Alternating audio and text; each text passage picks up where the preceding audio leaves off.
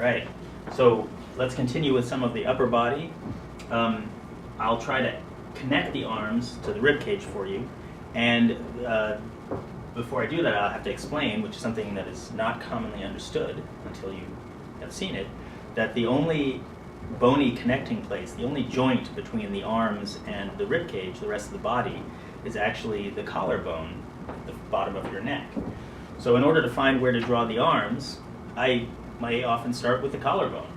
And from the front, the collarbone attaches to the sternum, which I failed to describe before is the bone in the center of your rib cage, the breastbone essentially. The collarbones, or the clavicles, move essentially straight out from the sternum, right at that central point, and they create two bumps which you will recognize as a kind of notch that you see all the time on people. The first one and the second one.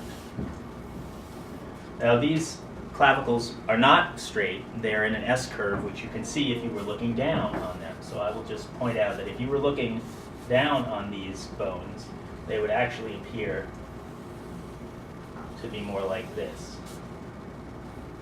I don't want to get in the way of drawing the head in a minute. Clavicles from the top have a curve. From the front, they're fairly flat. And the end of the clavicle on this end represents the top or the beginning of the arm, the beginning of the shoulder.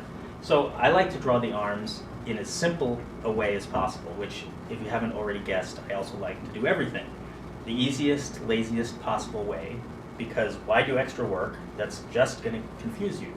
So my arms are big long tubes that start at the shoulder and end at the wrist, like this.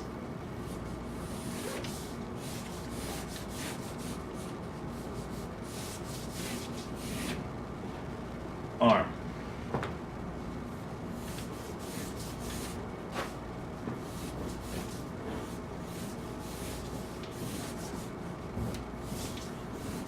Not very symmetrical, but we'll start with that. As I said before, drawing is about fixing. So I'll just give a little bit of shape to these arms by explaining how the large muscle on the side of the arm is the deltoid, and that attaches on the end of the clavicle and about a third of the way up from the clavicle. And you can see already, even from the front, that there's a bit of a triangular shape to this muscle, hence the name deltoid from the Greek letter that's a triangle. And then out from under the deltoid comes the bicep, and that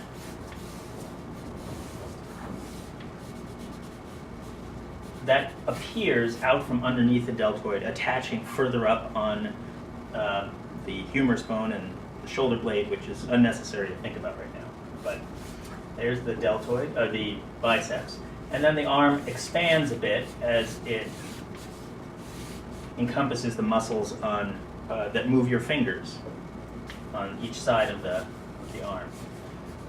Now, if I'm going to show you the arm with the palm side out here, so we're sort of twisting the arm a little bit outwards, and I'm just going to do a simple paddle shape for the hand for now. And all I'll do is give you this little indicator that it's the palm side, just the muscle of the thumb and the thumb. And that's all you need at the moment. And if you come to the classes, we'll specialize in hands and work on some of those details. So I'll just do the other side to match. I'll try to equalize this, level his shoulders a little bit. And you'll notice that I said he, and I'm just sort of doing a default he because I want to make a figure with large muscle mass, so it just ends up looking more masculine.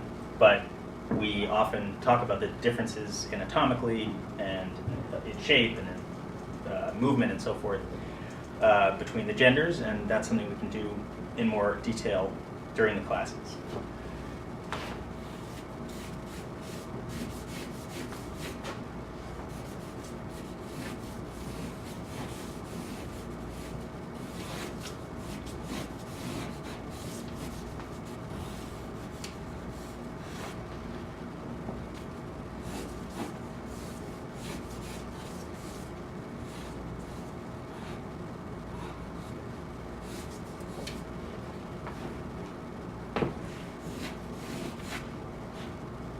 Okay, just to fill in a couple of blanks here, before we forget, this is not actually empty space in most people, as you may recognize.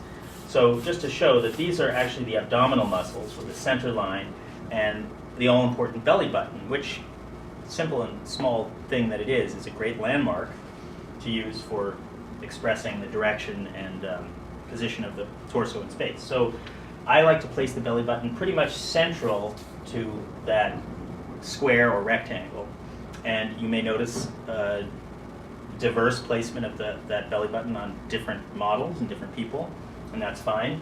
If you just decide you're going to place it in the center, you'll more quickly notice when it's not in the center, and so you'll speed up your drawing and your perceiving.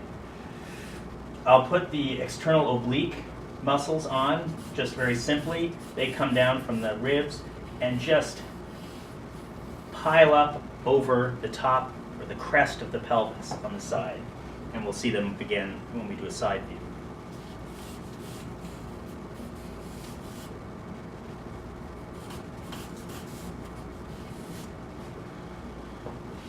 Since this is a man, I will give him the appropriate equipment, at least indicate it. And then pectoral muscles are also a large form and quite simple once you have all this architecture described, delineated.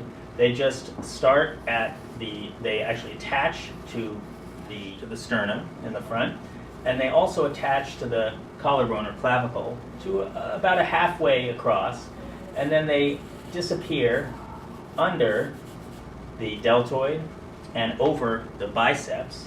They kind of combine with the deltoid, and I'll show you that here. They attach here and a little bit onto a couple of ribs, and then they go up here and disappear and kind of move down. If you could see underneath, you'd see that they move around and over the biceps. I'll give you a little shading here so you can help understand that that's a depression there. And these muscles move around and they kind of spin together as they move around and grab onto the arm. So same thing on the other side. Just have them disappear up here. Those are finger-like muscles or striations of the pectoral muscle, which moves around the biceps and around attaching to the arm.